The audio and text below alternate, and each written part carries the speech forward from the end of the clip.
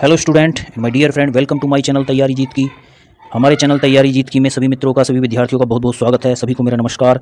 आज class 10th का जो टॉपिक है पोएम नंबर 6, उसके ऊपर डिस्कशन करने वाले हैं। जो पोएम छठी पोएम है वो एनिमल है, जो वाल्ट विटमैन के द्वारा कंपोज की गई है। उसका स्टैंजा वाइज एक्सप्लेनेशन देखेंगे और उसका हिंदी अनुवाद देखेंगे और उस पर बनने वाले प्रश्नों के बारे में चर्चा करेंगे। तो स्टार्ट करते हैं। Stanza number 1। I think I could turn and live with animals, they are so placid and self content. कभी सोचता है, कल्पना करता है कि वो स्वयं को बदल पाता और जो पशु जंगल में रहते हैं उन पशुओं के साथ जंगल में रह पाता, उनसे मित्रता कर पाता। They are so placid and self content. वे बहुत ही शांत होते हैं, संयमी होते हैं। I stand look at them long and long. जब कभी खड़ा होता है और पशुओं के पास होता है तो वो लंबे समय तक पशुओं को देखता रहता है। मैंने इसके हार्ड वर्ड भी नोट कर दिए हैं। प्लेसिड मीन्स शांत और प्रसन्नचित, और सेल्फ कंटेंट मीन्स स्वयं परिपूर्ण। यहाँ पर मैंने इसका हिंदी अनुवाद भी लिख दिया है। वीडियो को पॉज करके यहाँ से हिंदी अनुवाद भी नोट किया जा सकता है और उसको बार बार फिर से पढ़ा जा सकता है।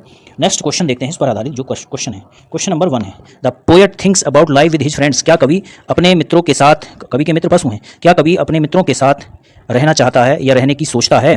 ट्रू है या फॉल्स है? तो हाँ, कवि जो है अपने जो पशु उसके मित्र हैं वो उनके साथ जंगल में समय बिताना चाहता है, रहना चाहता है। तो ये बात ट्रू है। Next question number 2, who is the poet of the poem animals. जो एनिमल नाम की जो कविता है उसके कवि कौन है? तो आंसर है Walt Whitman is the poet of the poem animal. जो वाल्ट विटमैन हैं वो इस कविता के कवि हैं जो एनिमल नाम की कविता है। Question number 3, the poet think to live with animals, friends, boys या मदर। कवि किन के साथ रहने के बारे में सोचता है? एनिमल्स पशुओं के साथ, या फ्रेंड्स मित्रों के साथ, या बॉयज़ लड़कों के साथ, या मदर माता के साथ। तो अभी पशुओं के ऊपर ही कविता थी, एनिमल्स के ऊपर। तो जो कवि है हमारा वो एनिमल्स के साथ रहने के बारे में सोचता है। तो उत्तर में एनिमल्स आया है। Question number 4, the animals appear to the poet aggressive, foolish, cruel या काल्म। कवि को जानवर या पशु जो हैं वो कैसे दिखाई देते हैं, कैसे प्रतीत होते हैं? एग्रेसिव प्रतीत होते हैं, फोलिश प्रतीत होते हैं, या क्रूअल प्रतीत होते हैं, या काल्म शांत प्रतीत होते हैं? तो आंसर में आया है काल्म, शांत प्रतीत होते हैं। जो पशु हैं वो शांत प्रतीत होते हैं। Next stanza number 2। Stanza number 2 है, they do not sweat and whine about their condition, they do not lie awake in the dark and weep for their sins, they do not make me sick discussing their duty to God. अब पशुओं के बारे में कवि और बातें करता है और कहता है, उसका सबसे पहले मैंने इसके हार्ड वर्ड नोट कर दिए हैं, एक बार उनको देख लेंगे। स्वेट मीन्स होता है परेशान होना, और वाइन मीन्स शिकायत करना, सिन मीन्स पाप होते हैं, और डिमेंटेड मीन्स पागल हुआ, और मानिया मीन्स पागलपन। अब इसका हम हिंदी अनुवाद देखते हैं, word to word, line to line देखेंगे। They do not sweat and whine about their condition. जो हमारे पशु होते हैं वे मतलब मनुष्य की तरह से ज़्यादा इच्छा नहीं रखते, उनकी बहुत ज़्यादा इच्छाएं नहीं होती हैं मनुष्यों की तरह से, और वे अपने आप में संतुष्ट रहते हैं। They do not lie awake in the dark and weep their sins. वे अपनी हालत के बारे में कभी चिंता नहीं करते, किसी से शिकायत नहीं करते, और अपने पापों के लिए कभी भी नहीं रोते हैं। अपने पापों के लिए किसी से भी शिकायत नहीं करते, और अपने पापों के बारे में कभी चिंतित नहीं होते, और उनके बारे में रोते भी नहीं हैं। They do not make me sick discussing their duty to God. और वे सभी ईश्वर के प्रति अपने कर्तव्यों के बारे में विचार विमर्श करते हुए मुझको उबाते नहीं हैं। तो इस तरह से इसका हिंदी अनुवाद कंप्लीट होता है। नेक्स्ट इस पर बनने वाले क्वेश्चन देखते हैं। Question number 1। क्वेश्चन नंबर 1 है, animals do not lie in a बिलर way than human being. True है या फॉल्स है? तो आंसर में फॉल्स आया। Question number 2, do animals wake at night. Answer है no, animals do not awake at night. Question number 3, animals do not for their sins. Animals do not for their sins. यहाँ पर जो है जो blank छुटा हुआ है इसमें बताना है कि क्या चीज़ ऐसी थी जो इसको भरने के बाद पूरा हो जाएगी। Animals do not sins their sins, ये जो पशु होते हैं वो क्या करते हैं? अपने पापों के लिए अपने पापों को छिपाते हैं, रोते हैं, या उनको जो है उजागर करते हैं। तो इसमें हमने स्टेंजा में अभी पढ़ा है, क्या पढ़ा था कि animals do not lie awake in the dark for their since. जो पशु होते हैं वो अपने पापों के बारे में रोते नहीं, उन पर पश्चाताप नहीं करते हैं। Question number 4। क्वेश्चन नंबर 4 है, who is the poet of the poem. कि इस कविता के कवि कौन है? तो आंसर है Walt Whitman is a poet of the poem. जो वाल्ट विटमैन है वो इस कविता के कवि हैं। Stanza number 3।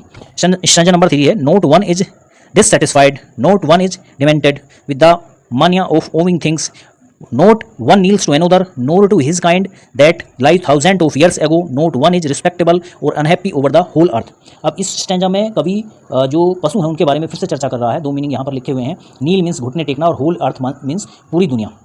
तो ये जो स्टैंजा है इसमें कवि कहता है, कवि चर्चा करता है कि note 1 is dissatisfied, note 1 is demented with the mania of owing things. कवि कहता है कि यहाँ मैंने इसका हिंदी अनुवाद नोट कर दिया है तो इसको पढ़ लेंगे। क्या कहता है कवि कि कोई भी अपने जीवन से असंतुष्ट नहीं होता है, न ही कोई चीज़ों के स्वामी बनने के विषय में पागल होता है। कोई जानवर किसी दूसरे जानवर के सामने घुटने नहीं टेकता, न ही कोई जानवर हजारों वर्ष पूर्व जीने वाले अपने किस्म के प्रजाति के समक्ष टिकता है या टिकाता है।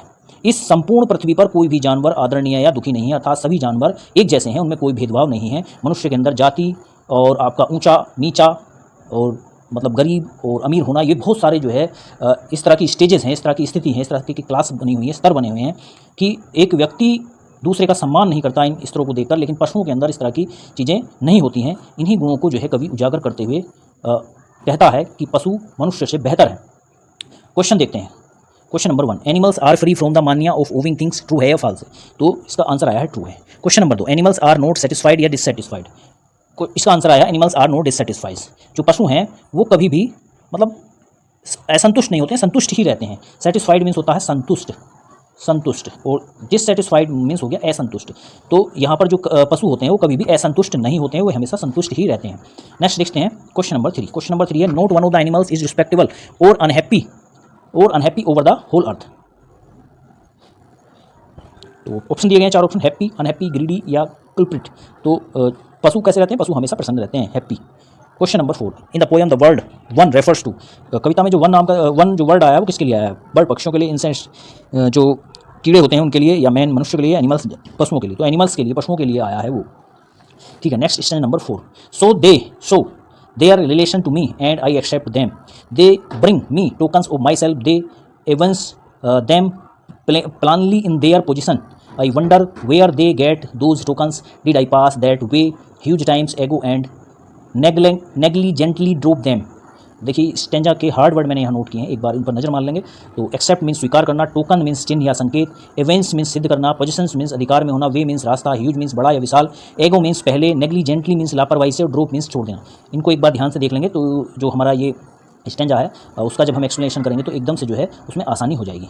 तो इसमें देखेंगे एक बार पढ़ लेंगे, उसके बाद नीचे लिखा है अर्थ उसको पढ़ लेंगे। So they their relation to me and I accept them, they bring me tokens of myself, they evince them plainly in their position, I wonder where they get those tokens, did I pass that way huge times ago and negligently drop them।